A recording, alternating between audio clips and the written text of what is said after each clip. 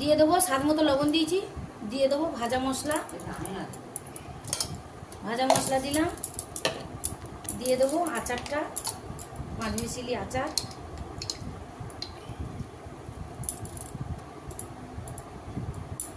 আর একটু দেবো চাট মশলা, যা বাদামটা,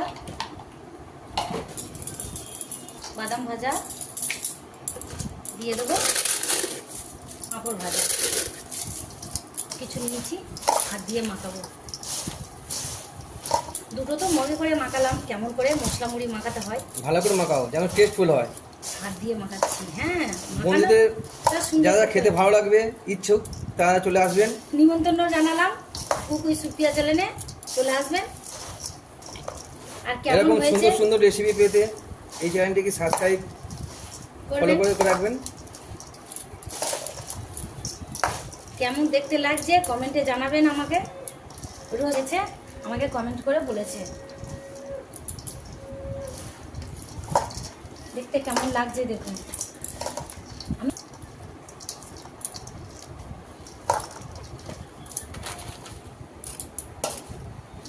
টিফিনটা একদম জমে যাবে, মগে তুলে নেব।